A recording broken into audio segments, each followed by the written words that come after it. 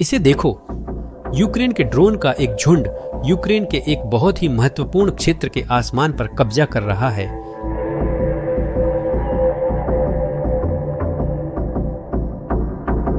रूसी सैनिक मानते हैं, हम सिर भी नहीं उठा सकते, अपने वाहनों को चलाना तो दूर की बात है। और क्या आप जानना चाहते हैं कि ये ड्रोन वहां क्या कर रहे हैं? क्या वे डोनाबास में यूक्रेन की जीवन रेखा की रक्षा कर रहे हैं?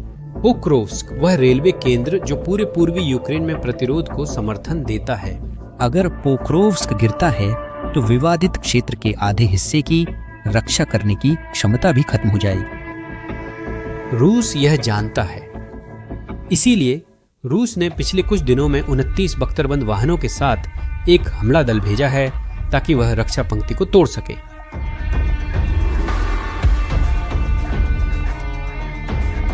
परिणाम सभी नष्ट हो गए। 29 वाहन मुड़े तुड़े लोहे में बदल गए।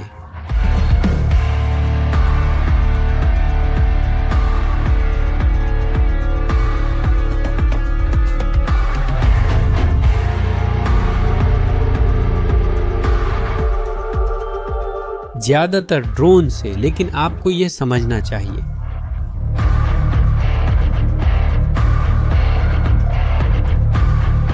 यूक्रेन सिर्फ पोक्रोव्स्क को थामे हुए नहीं है, वह अपना हक वापस ले रही है।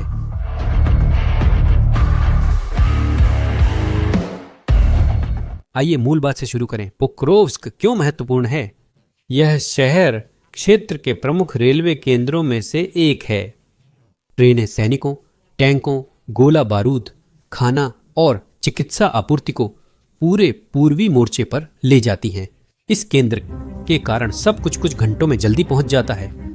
इसके बिना वही सामान ट्रकों से ले जाना पड़ता, जिसमें कई दिन लग जाते, और उन ट्रकों को उन सड़कों से गुजरना पड़ता जो रूस द्वारा लगातार बमबारी की जाती हैं। बहुत से अपने गंतव्य तक नहीं पहुंच पाते। पोक्रोव्स्क खो देना मुख्य आपूर्ति लाइन को काट देना होगा, जो पूर्व में यूक्रेनी बलों को संचालित रखती है और भी है। पोक्रोव्स्क के उत्तर में 20 किलोमीटर दूर एक और शहर है जिसका नाम डोब्रोपिल्हा है।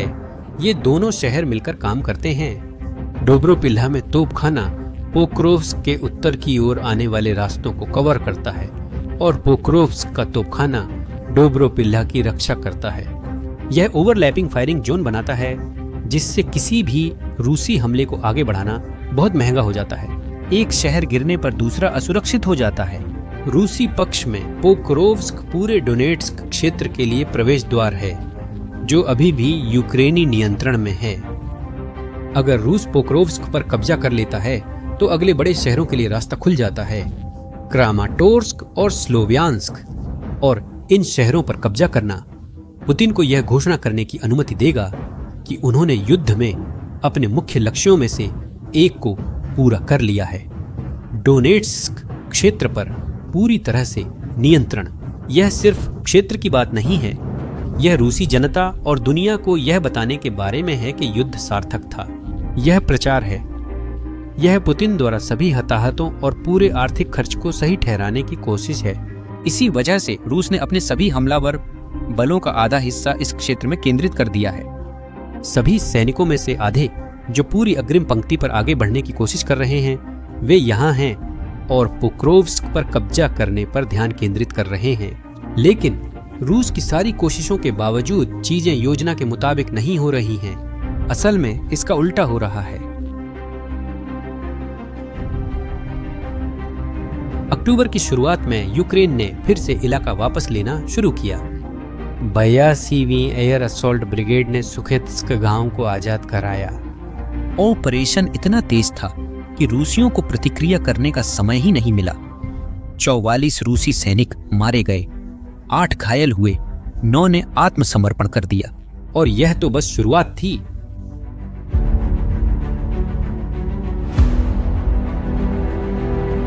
दस दिनों में यूक्रेन ने 9 पूरे गांव फिर से जीत लिए और अन्य 9 गांवों को उन रूसी समूहों से मुक्त कर दिया जो वहां छिपे हुए थे।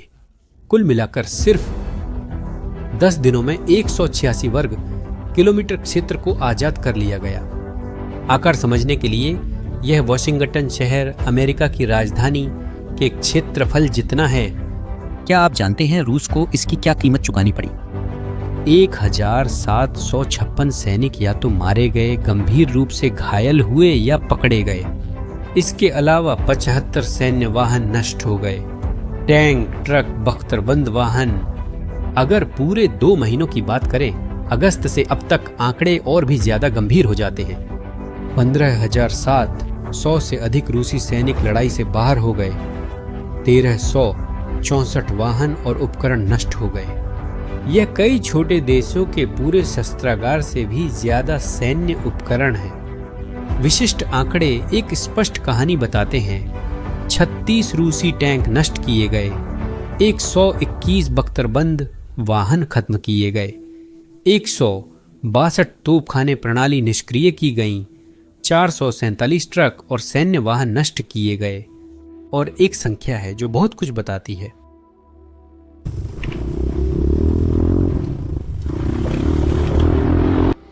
592 मोटरसाइकिल और क्वाड्रीसाइकिल नष्ट कर दी गई। और क्या आप जानना चाहते हैं कि रूस युद्ध में मोटरसाइकिल और क्वाड्रीसाइकिल का इस्तेमाल क्यों कर रहा है?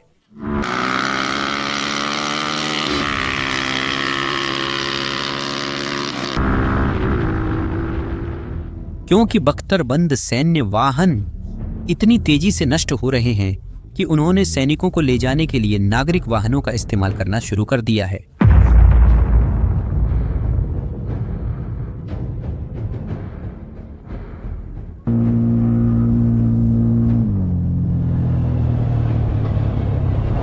सस्ती मोटरसाइकिल ले आम क्वाड्रीसाइकिल, ये हताशा के स्तर को दिखाता है।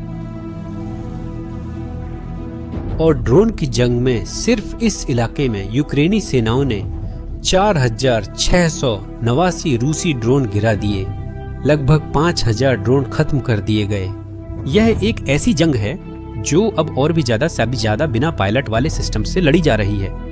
और आंकड़े दिखाते हैं कि इस संघर्ष के इस पहलू पर कौन हावी है। तो यूक्रेन इतना ज्यादा तबाही कैसे मचा पा रहा है, इसका जवाब ड्रोन टेक्नोलॉजी में छुपा है। और जंग के एक ऐसे पहलू में जो शायद ही कभी खबरों में आता है, इलेक्ट्रॉनिक वॉरफेयर। जंग से पहले यूक्रेन लगभग ड्रोन बनाता ही नहीं था, वह आयात पर निर्भर था। लेकिन जरूरत ने एक बड़ा बदलाव ला दिया। आज यूक्रेन हर साल लाखों ड्रोन बना रहा है। साल 2025 तक का लक्ष्य है कि देश के अंदर ही 4 मिलियन ड्रोन बनाए जाएं। ये सिर्फ निगरानी नहीं, हमला करने वाले, विस्फोटक ले जाने वाले, कामिकाजे और लंबी दूरी तक जाने वाले ड्रोन हैं। ये बिना पायलट वाले पूरे सिस्टम्स का एक परिवार है जो इस युद्ध की प्रकृति को बदल रहा है। इलेक्ट्रॉनिक युद्ध भी है। ड्रोन रेडियो सिग्नल से चलते हैं और जमीन से कोई व्यक्ति इलेक्ट्रोमैग्नेटिक वेव्स द्वारा इन्हें कंट्रोल करता है। अगर आप उन सिग्नल्स को ब्लॉक या उसमें दखल कर सकते हैं तो ड्रोन का कंट्रोल खो जाता है और वो गिर जाता है। यही काम इलेक्ट्रॉनिक युद्ध इकाइयां करती हैं। यूक्रेनियन लगातार रूसी ड्रोन के सिग्नल्स को ब्लॉक करने के लिए काम करते हैं, जबकि अपने खुद के ड्रोन की सुरक्षा भी करते हैं। यह इलेक्ट्रोमैग्नेटिक स्पेक्ट्रम में एक अदृश्य लड़ाई है जो तय करती है कि कौन अपने ड्रोन को प्रभावी ढंग से इस्तेमाल कर सकता है। और इस अदृश्य युद्ध में यूक्रेन ने भारी निवेश किया है। लेकिन एक बड़ा सवाल है, इसका क्या महत्व है? यूक्रेन क्षेत्र वापस ले रहा है और रूसी उपकरण नष्ट कर रहा है। इससे क्या फर्क पड़ता है? आखिरकार इससे क्या बदलता है? यही वह मुख्य बिंदु है जिस पर हमने यहाँ अब तक बात की है। यूक्रेन सिर्फ युद्ध के मैदान पर नहीं, बल्कि बातचीत की मेज पर भी जीतने के लिए हर गांव में कड़ी लड़ाई लड़ रहा है। कुछ हफ्ते पहले अमेरिकी राष्ट्रपति डोनाल्ड ट्रंप और रूसी राष्ट्रपति व्लादिमीर पुतिन की बुडापेस्ट में एक मुलाकात तय थी। उद्देश्य युद्ध को समाप्त करने के तरीके पर चर्चा करना था, लेकिन वह मुलाकात नहीं हो पाई। मुलाकात शुरू होने से पहले ही रद्द हुई। तैयारी बैठकों के दौरान रूसी मंत्री सर्गेई लावरोव ने मास्को की स्थिति स्पष्ट कर दी। रूस केवल एक साधारण युद्ध विराम स्वीकार नहीं करता, वह और अधिक क्षेत्र चाहता है। वह गारंटी चाहता है कि यूक्रेन कभी भी नाटो में शामिल नहीं होगा और वह व्यापक रियायतें चाहता है। ट्रंप का जवाब सीधा था, मैं बेकार की बैठक नहीं चाहता, मैं अपना समय बर्बाद नहीं करना चाहता। उसने सब कुछ रद्द कर दिया। पुतिन ने गलत अंदाजा लगाया। नहीं, मैं बेकार की बैठक या समय बर्बाद नहीं करना चाहता, देखते हैं क्या होता है। लेकिन हमने वे सभी बड़े समझौते किए, बड़े शांति समझौते, वे सभी शांति समझौते थे, मजबूत समझौते, हर एक। लेकिन ये वाला, उसने सोचा कि पश्चिमी देश यूक्रेन का समर्थन करते करते थक जाएंगे और ट्रंप के जरिए उसे सब मिल जाएगा। लेकिन बहुत ज्यादा मांग करके, पूरी तरह से जिद दिखाकर उसने ट्रंप को भी दूर कर दिया। यह एक बड़ी गलती थी। लेकिन समझौते का विचार अभी भी टेबल पर है और यह विचार यूक्रेन के लिए एक असली खतरा है। मूल प्रस्ताव यह है कि युद्ध को वर्तमान सीमाओं पर रोक दिया जाए। आज जो क्षेत्र प्रत्येक पक्ष के नियंत्रण में है, वही कल की सीमा बन जाएगा, कम से कम अस्थायी रूप से। और क्या आप जानते हैं कि यह यूक्रेन के लिए खतरनाक क्यों है? क्योंकि आज रूस यूक्रेन के लगभग 20% क्षेत्र पर नियंत्रण रखता है। अभी इसे रोकना मतलब इसे स्थायी बना देना। रूसी आक्रामकता को इनाम मिलेगा, पुतिन को सब मिल जाएगा जो उसने छीना है। और इससे भी बुरा, उसके पास अपनी सेनाओं को फिर से संगठित करने, अपने उपकरणों की मरम्मत करने और भविष्य में फिर से हमला करने की कोशिश करने का समय होगा। यही वजह है कि यूक्रेन अभी इतनी कड़ी लड़ाई लड़ रहा है। आज जीता गया हर गांव कल का नक्शा बदल देता है। अगर ये सीमाएं कभी स्थिर हो जाती हैं, तो यूक्रेन चाहता है कि वे उसकी मुख्य शहरों से जितना हो सके उतनी दूर हों। वह किसी भी समझौते के थोपे जाने से पहले जितना हो सके उतना वापस पाना चाहता है। लेकिन इससे भी ज्यादा महत्वपूर्ण कुछ और हो रहा है। यूक्रेन ट्रंप, यूरोप और पूरी दुनिया को एक संदेश भेज रहा है। हम हार नहीं रहे हैं, हम जमीन हासिल कर रहे हैं। हमें किसी हताश समझौते की जरूरत नहीं है। हम लड़ाई जारी रख सकते हैं, हम और जमीन वापस ले सकते हैं। युद्ध के मैदान में हर जीत कूटनीतिक बातचीत को बदल देती है। जब पूरी दुनिया देखती है कि यूक्रेन आगे बढ़ रहा है, जीत रहा है, तो यूक्रेन पर किसी नुकसानदेह समझौते को स्वीकार करने का दबाव बनाना और भी मुश्किल हो जाता है। राष्ट्रपति जेलेंस्की ने एक पैटर्न देखा। हर बार जब भी संयुक्त राज्य अमेरिका सैन्य सहायता बढ़ाने की बात करता है, पुतिन तुरंत बातचीत की पेशकश करते हैं। जब वह सहायता नहीं मिलती, पुतिन फिर से गायब हो जाते हैं। इससे एक बुनियादी सबक मिला।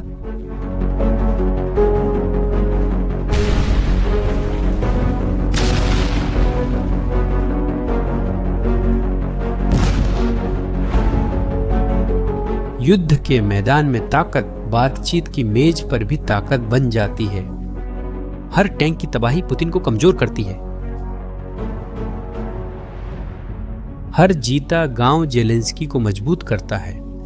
इसीलिए यूक्रेन की रणनीति साफ है, दबाव बनाए रखना, रूस को संभलने का मौका न देना और युद्ध की कीमत इतनी बढ़ा देना कि वह पुतिन के लिए असहनीय हो जाए। और इसके संकेत हैं कि यह रणनीति काम कर रही है। रूसी अर्थव्यवस्था पर लगातार दबाव बढ़ रहा है। सैन्य बजट 2025 के लिए 25% बढ़ाया गया है, लेकिन साथ ही रूसी सरकार अन्य क्षेत्रों के फंड में कटौती कर रही है।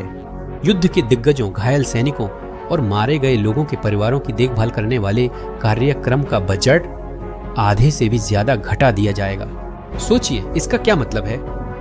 रूस नए सैनिकों की भर्ती के लिए ज्यादा पैसे दे रहा है, लेकिन जो पहले ही लड़ चुके हैं उनकी देखभाल के लिए कम पैसे खर्च कर रहा है। यह मनोबल को तोड़ देता है। कौन भर्ती होगा जब उसे पता हो कि घायल होने पर परिवार को छोड़ दिया जाएगा? और टैंकों का भी सवाल है। रूस हर साल लगभग 300 से 400 टैंक बना या मरम्मत कर सकता है, लगभग 34 प्रति माह। लेकिन सिर्फ इस पोक्रोव्स्क क्षेत्र में 2 महीनों में 36 टैंक नष्ट कर दिए गए। गणित मेल नहीं खाता। रूस उपकरण इतनी तेजी से खो रहा है जितनी तेजी से उसकी भरपाई नहीं हो रही। यह लंबे समय तक टिकाऊ नहीं है। रूसी प्रगति न होने से रूस की अर्थव्यवस्था हर दिन प्रतिबंधों में और कमजोर होती है। एक और दिन सैन्य हताहतों का बिना किसी महत्वपूर्ण लाभ के एक और दिन जब पुतिन राजनीतिक रूप से और अधिक असुरक्षित हो जाते हैं। हर गुजरता दिन यूक्रेन को ड्रोन इंडस्ट्री मजबूत करने, ज्यादा सैनिकों को प्रशिक्षित करने और रणनीतियां निखारने का मौका देता है। हर जीत पश्चिमी देशों से और मदद मांगना आसान बना देती है। जब देश देखते हैं कि यह काम कर रहा है और निवेश फायदेमंद है, तो उन्हें हथियार और संसाधन भेजने के लिए मनाना आसान होता है। यूरोपीय नेताओं और राष्ट्रपति जेलेंस्की ने संयुक्त बयानों में स्पष्ट किया है, अंतर्राष्ट्रीय सीमाओं को बलपूर्वक नहीं बदला जा सकता। आप बस किसी देश पर आक्रमण करके, उसकी जमीन पर कब्जा करके यह उम्मीद नहीं कर सकते कि दुनिया इसे स्वीकार कर लेगी। यह किसी भी युद्ध को स्थगित करने और रूसी कब्जे को वैध ठहराने के किसी भी प्रस्ताव के खिलाफ सीधा संदेश है। जैसा कि आप देख सकते हैं, पोक्रोव्स्क सिर्फ एक और शहर नहीं है जिस पर दूर कहीं युद्ध हो रहा है। यह वह जगह है जहां सब कुछ एक साथ आता है, जहां सैन्य लड़ाई कूटनीतिक लड़ाई से मिलती है, जहां वर्तमान भविष्य को आकार देता है। यूक्रेन आज इसलिए लड़ रहा है ताकि कल अपनी शर्तों पर बातचीत कर सके। हर 1 मीटर जमीन जो वापस ली जाती है, वह थोपे गए समझौते के खिलाफ एक वोट है। यह एक घोषणा है। हम कमजोरी की स्थिति से बातचीत नहीं करेंगे। पोक्रोव्स्क के आसपास के गांव शायद मुख्य सुर्खियों में ना आए। ये उतने प्रसिद्ध नहीं हैं जितनी दूसरी लड़ाइयां, लेकिन ये एक बुनियादी चीज का प्रतिनिधित्व करते हैं, युद्ध में दिशा का बदलाव। रूस ने सोचा था कि समय उसके पक्ष में है, कि पश्चिम थक जाएगा, कि यूक्रेन टूट जाएगा, कि आखिरकार पुतिन वही हासिल कर लेंगे जो वे चाहते हैं। लेकिन घर्षण की यह लड़ाई दोनों तरफ काम करती है। हाँ, यूक्रेन पीड़ित है, लेकिन रूस भी है, और आंकड़े बताते हैं कि रूस शायद और ज्यादा पीड़ित है। अगर रूस ने भारी कीमत पर जीते गांव नहीं संभाल सकता, तो वह डोनेट्स्क में कैसे आगे बढ़ेगा और जो उसके पास है उसे कैसे बचाएगा? युद्ध अभी खत्म नहीं हुआ है और रूस अभी भी यूक्रेन के महत्वपूर्ण इलाकों पर कब्जा किए हुए है। उनके पास संसाधन और आगे बढ़ने की क्षमता है, पर दिशा बदल रही है, यही अहम है। पोक्रोव्स्क अब सिर्फ नक्शे पर एक बिंदु नहीं रहा, यह एक प्रतीक बन गया है। यह दृढ़ संकल्प की परीक्षा है और तमाम बाधाओं के बावजूद यूक्रेन दिखा रहा है कि उसका संकल्प अडिग है। और आप क्या सोचते हैं, क्या यूक्रेन जो अब क्षेत्र वापस ले रहा है, न्यायपूर्ण शांति के लिए बातचीत में ज्यादा ताकत पाएगा? अपनी राय कमेंट्स में बताएं।